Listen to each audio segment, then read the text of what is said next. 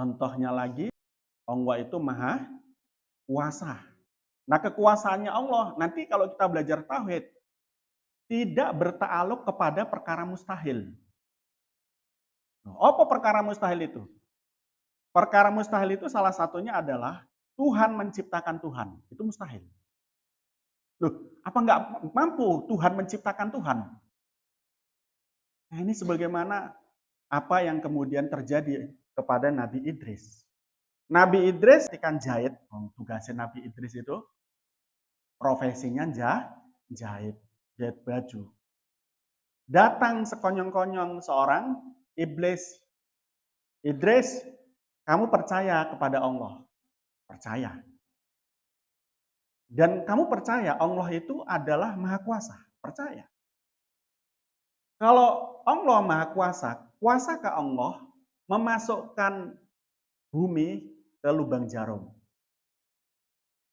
Mampukah Allah memasukkan bumi ke botol?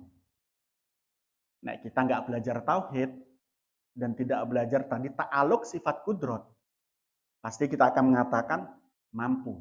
Karena Allah Maha Kuasa. Betul tidak itu?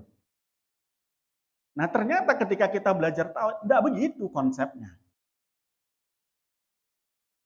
Konsep kekuasaannya Allah itu tidak berkait tentang sesuatu yang mustahil.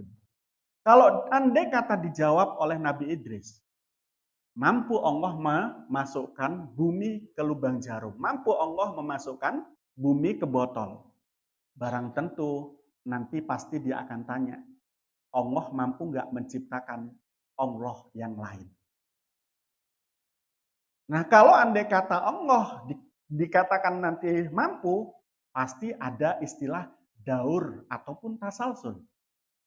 Tasalsul itu adalah ya, proses penciptaan sesuatu dengan terus-menerus seperti rantai penciptaan.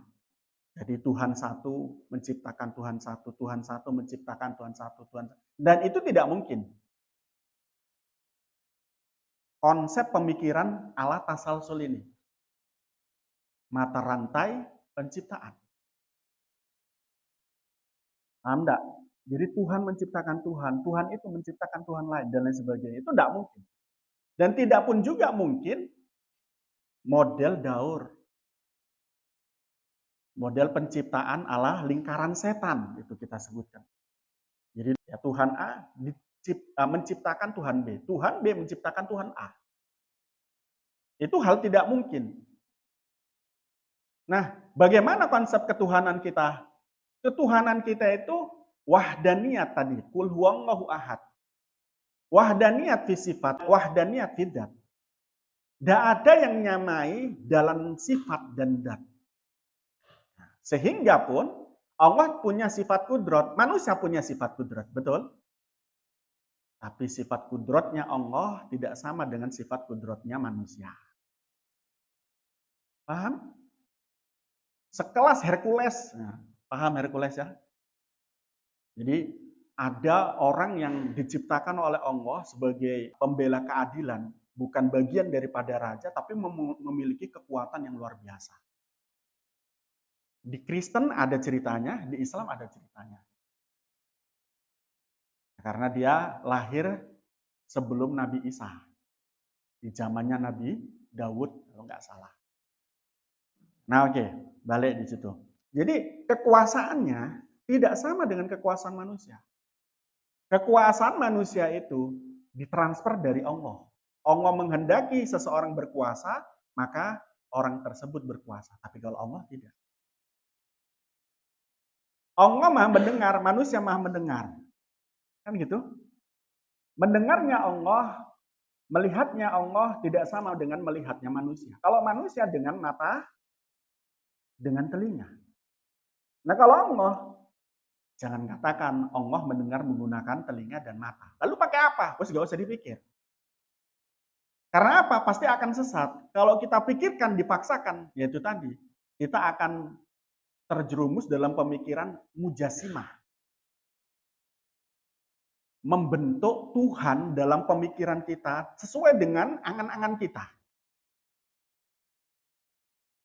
Dulu saya ketika waktu pertama kali mondok MTS kelas 1, diajarkan semacam itu.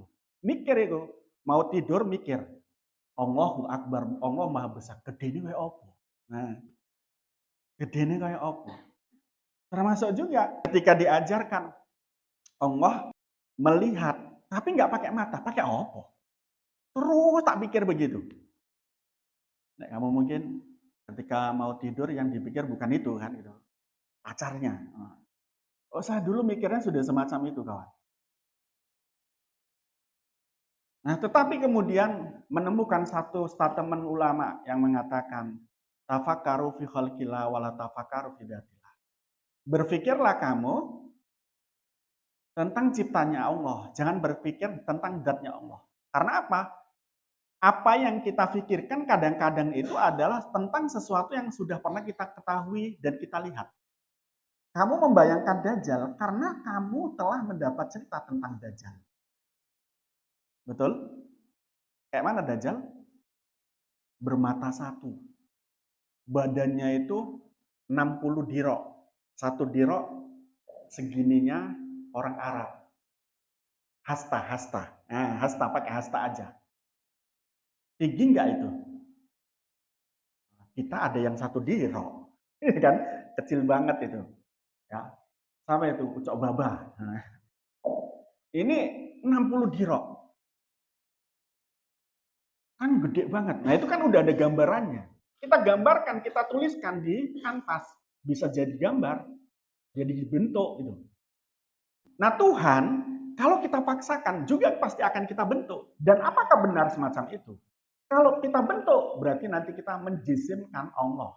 Sementara Allah tidak berjisim dan tidak berjirim.